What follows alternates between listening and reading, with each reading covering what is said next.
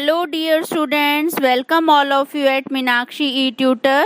Dear students, किसी भी देश का सशक्त होना या कमज़ोर होना उस देश की शिक्षा प्रणाली पर निर्भर करता है।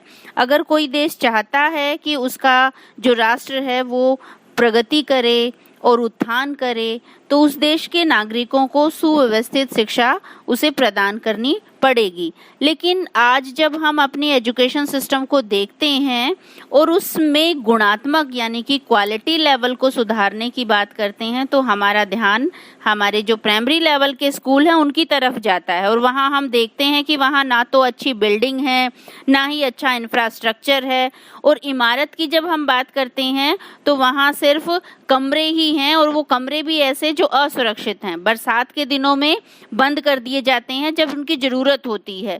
जब ज़्यादा गर्मी होती है तो तब भी वो असुरक्षित होते हैं। तो इसका मतलब क्या है कि जहाँ पर बच्चे सेफ नहीं हैं, हम ऐसी बिल्डिंग्स में अपने बच्चों को नहीं भेजना चाहते। इसी वजह से जो प्राइमरी एजुकेशन का सिस्टम है वो गवर्नमेंट सेक्टर में बहुत पुअर हो चुका है। ऑलमोस्ट सभी के बच्चे प्राइवेट सेक्टर में जा रहे हैं, और प्राइवेट सेक्टर में जो है वो फीस इतनी महंगी है कि नॉर्मल बंदा उसको अफोर्ड नहीं कर सकता। तो हमारा जो दावा था, जो संविधान निर्माताओं ने एक सपना देखा था कि 6 से 14 वर्ष तक के लिए सभी बच्चे जो हैं वो फ्री एजुकेशन लेंगे, तो ये दावा कहीं ना कहीं जुटला जाता है, क्योंकि गवर्नमेंट सेक्टर में फैसिलिटी नहीं है और प्राइवेट सेक्टर में फैसिलिटी हैं लेकिन फीस का बर्डन है।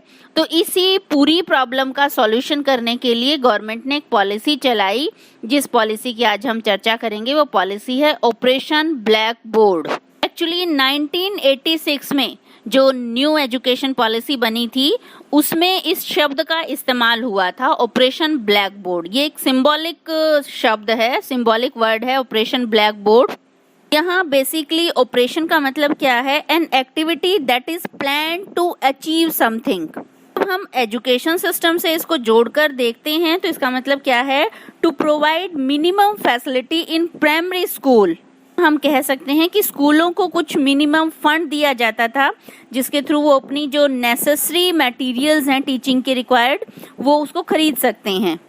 अगर हम कंपटीशन लेवल के एग्जाम के पॉइंट ऑफ व्यू से यहाँ चर्चा करें तो कई बार क्वेश्चन पूछ लेते हैं कि OBB या ऑपरेशन ब्लैक बोर्ड जो पॉलिसी है वो किस पॉलिसी के अंडर आती है? तो ये 1986 की पॉलिसी के अंडर इसको शुरुआत की गई थी कि आप इमेज में देख पा रहे हैं। अब हमारा कंसेप्ट होगा ऑपरेशन जो ब्लैक बोर्ड पॉलिसी थी उसका मेन ऑब्जेक्टिव क्या है। तो इसका मेन ऑब्जेक्टिव क्या है?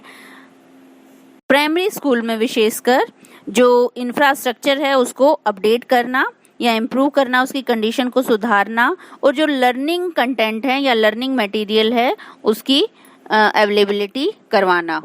हाँ, हमने जो लिस्ट तैयार की है आप लोगों के लिए, उस लिस्ट में आप देख सकते हैं। सबसे पहले हम मटेरियल फैसिलिटीज़ की बात करते हैं तो कम से कम 2 रूम एटलीस्ट जो बरामदे के साथ हों, पक्के कमरे हों, 2 तो होने ही होने चाहिए स्कूल में।